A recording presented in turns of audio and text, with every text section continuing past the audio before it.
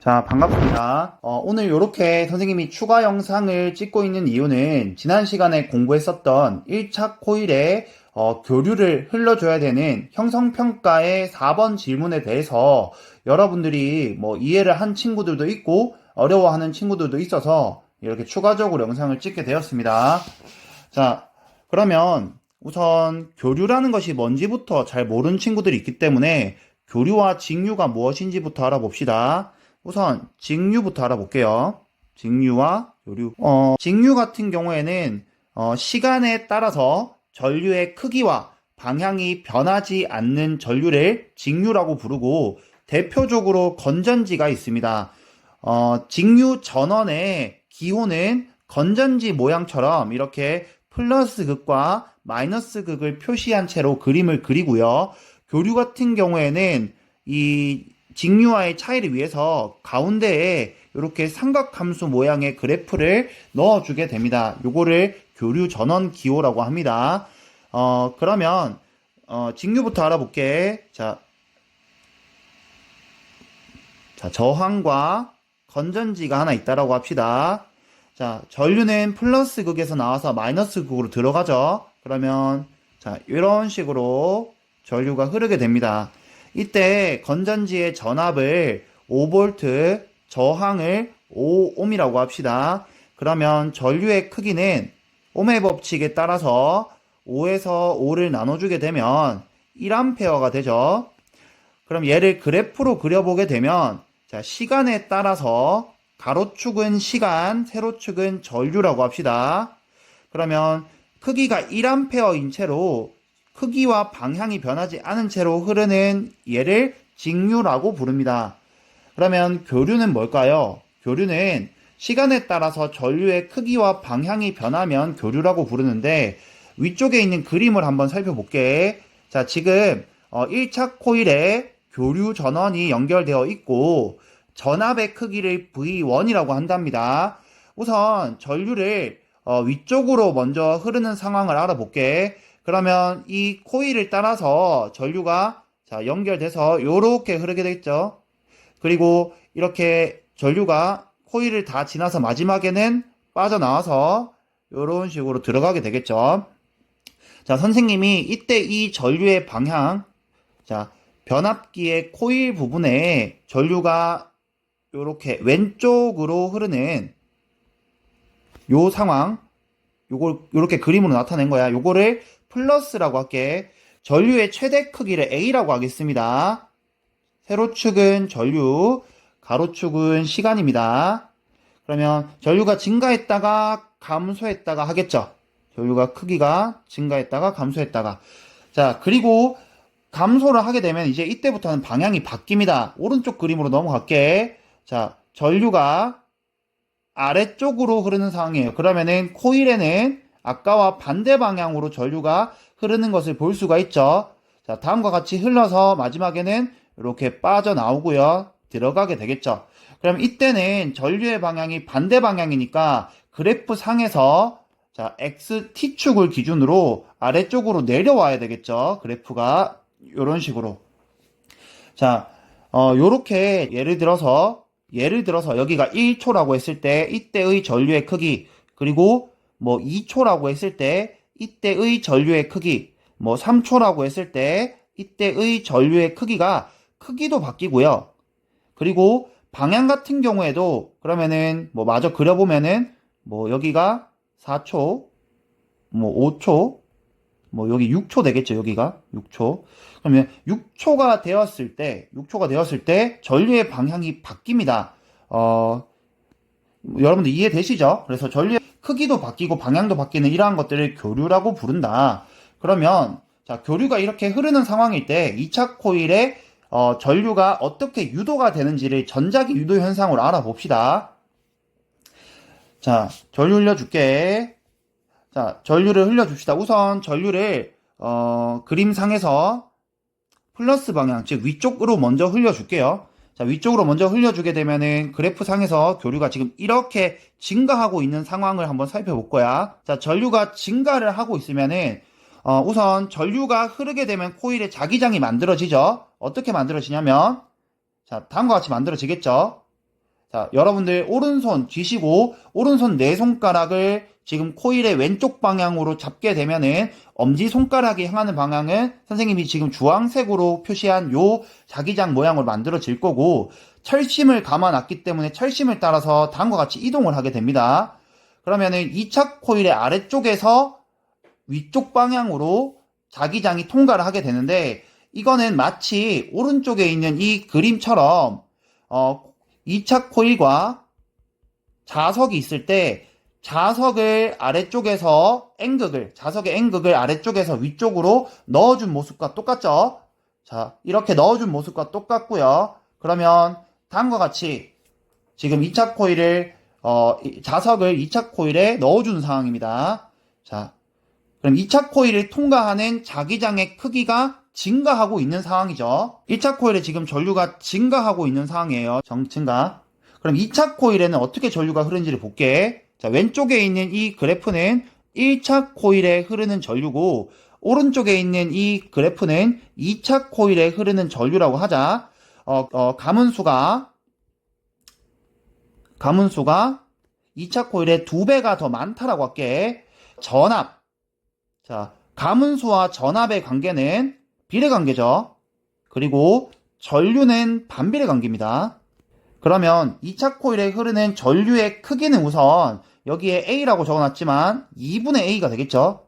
전류의 최대 크기가 절반으로 감소하게 되겠죠. 1차 코일에 전류를 흘려줍니다. 그러면은 철심을 따라서 자기장 이동을 할 거고요. 그러면은 2차 코일을 통과하는 자기장이 아래쪽에서 위쪽으로 증가하고 있는 상황이니까 이것을 방해하는 아래쪽 방향으로 자기장을 만들어내야 되겠죠. 그럼 이때 2차 코일에 흐르는 전류의 방향을 보니까 전류의 방향이 1차 코일과 마찬가지로 똑같은 방향이죠. 그러면은 그래프를 그려볼 수 있겠죠. 자, 그래프를 그려볼 수 있는데 이때 그래프는 요렇게 그립니다. 요렇게. 자, 요렇게. 이제 어떤 상황이냐면은 마찬가지로 전류가 아까 증가를 하다가 이번에는 전류가 감소를 하고 있는 상황이에요. 자, 전류가 선생님 지금 관심 있는 부분, 전류가 지금 감소하고 있는 요 상황을 볼 거야. 그러면은 여기에 있는 이 자기장의 크기도 작아지게 되겠지. 자, 그림상에서 보면은 자, 이렇게 자석을 빼주는 상황입니다. 자기장이 그럼 감소하는 상황이 되겠죠. 그럼 2차 코일은 어떻게 되는지 한번 볼게. 1차 코일에는 전류가 증가했다가 지금 감소하는 상황이고, 감소를 하고 있는 상황이고, 그럼 2차 코일은 아까 전류가 절반이라고 했었죠. 자, 절반이라고 했었고. 자, 그러면 지금 요 화면상에 요거 보이는 요 부분.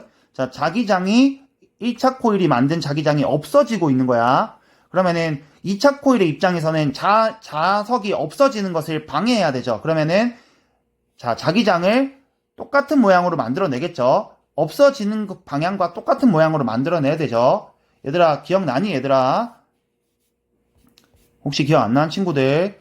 자, 요 상황에서 N극이 멀어지게 되면, 자, N극이 이렇게 멀어지게 되면은, 코일에는 멀어지는 것을 방해하는 방향으로 자기장을 만든다라고 했었죠. 자, 그래서 여기 그림상에서 요렇게 만들어낸 겁니다. 자, 그러면 이때 전류의 방향이 바뀌었죠.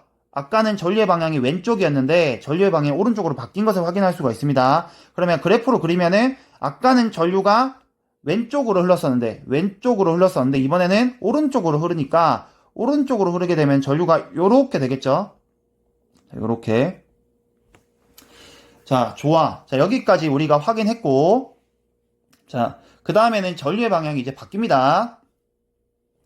자, 전류의 방향이 아까는 위쪽이었는데 아래쪽으로 바뀌었어요. 그럼 아래쪽으로 바뀌게 되면은 자기장의 방향도 바뀌게 되겠죠. 그럼 자기장이 지금 철심을 따라서 지금 이렇게 2차 코일에 도달을 하고, 이거를 우리가 자석과 코일의 관계로 놓아보면은 자석을 위쪽에서 아래쪽으로 넣어준 상황과 똑같죠. 그러면 이렇게 된 상황이니까, 자, 요 상황일 때 2차 코일에서 전자기 유도가 어떻게 일어나는지를 지금부터 살펴볼 거야. 자, 그림상에서 그래프는 어떻게 되냐면, 아까 제일 처음에 전류가 증가했다가, 그 다음에 감소했다가, 자, 이제는 뭐 하냐면 전류의 방향이 바뀌었으니까 전류의 방향이 이렇게 된 상황이에요. 자, 우리 지금 요 부분을 볼 거예요. 요 부분. 전류의 크기가, 전류의 방향이 바뀌었고, 방향이 바뀐 채로 전류가 증가하는 상황이야, 크기가. 전류의 방향이 바뀌었고, 자, 전류가 지금 1차 코일의 방향이 바뀐 채로 증가하고 있을 때는, 자, 2차 코일은 어떻게 되는지 볼게. 자, 그림 볼게. 자, 지금, 2차 코일의 입장에서는 자기장이 지금 위쪽에서 아래쪽으로 들어가고 있는 상황이고, 이것을 방해하는, 즉, 방해하는 방향으로 자기장을 만들어내야 되니까 자기장을 위쪽으로 만들어낸 것을 볼 수가 있죠. 이때 전류 방향 보니까 2차 코일의 전류의 방향은 지금 오른쪽입니다. 그러면 그래프로 한번 그려볼게. 아까 여기까지는 그렸었어. 여기까지. 요렇게까지는 그렸고, 그 다음에는 지금 전류가 이렇게 만들어지는 겁니다. 2차 코일에 만들어진 유도 전류가 다음과 같이 만들어지고 있고, T축을 기준으로 아래쪽에 있으니까 방향도 맞죠? 자, 이번에는 전류가 이제 감소하는 상황을 볼 거야. 자, 마찬가지로 전류가 아래쪽으로 통과를 하고 있고, 아래쪽으로 통과하니까 여러분들 오른손 감아 지어 보시면 자기장이 이렇게 만들어지겠죠. 자, 근데 이번엔 자기장이 아까보다 화살표 크기가 작아졌죠. 크기가 감소하고 있는 상황이야. 그러면 그래프 그려보면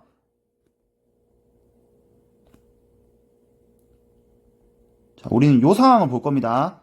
전류의 크기가 감소하고 있는 상황입니다. 그러면 이거는 오른쪽에 있는 그림처럼 코일과 자석의 관계에서 지금 자석이 멀어지고 있는 상황을 나타내고 있는 겁니다. 자, 그러면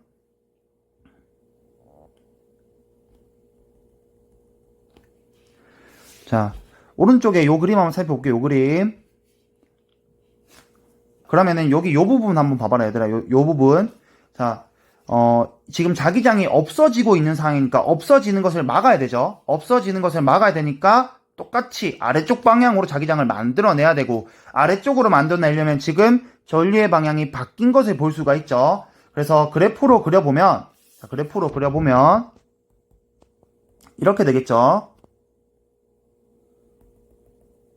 자, 요렇게 여기까지 아까 여기까지 그렸었고, 2차 코일에 유도되는 전류는 지금 요렇게 만들어지게 되겠죠. 자, 요렇게. 자, 그래서 1차 코일에 교류를 흘려주게 되면 2차 코일에도 유도 전류가 만들어지는데, 이때 만들어지는 유도 전류도 교류입니다. 그리고 가문수가 2배만큼 더 크기 때문에 전류의 크기가 절반으로 감소한 것까지 지금 우리가 확인을 했습니다. 자, 이 과정, 전자기 유도가 되는 과정을 통해서 우리가 오늘 우리의 학습 목표 1차 코일에 교류가 흘러야 하는 이유는 2차 코일을 통과하는 자기장이 변해야 유도 전류가 우선 만들어집니다. 이게 조건이에요. 전자기 유도의 조건이죠. 2차 코일을 통과하는 자기장이 변해야지 유도 전류가 만들어진다. 그러면 자기장이 변하기 위해서는 1차 코일이 만드는 자기장의 크기와 방향도 변해야 돼요. 그럼 1차 코일이 만드는 자기장이 변하려면 1차 코일에 교류가 흘러야 되는 거죠. 교류가 흘러야지만 크기와 방향이 변하는 자기장을 만들 수 있으니까요. 자, 오늘 여기까지 해서 1차 코일의 교류가 왜 흘러야 되는지까지 살펴보았습니다. 자, 수고하셨습니다.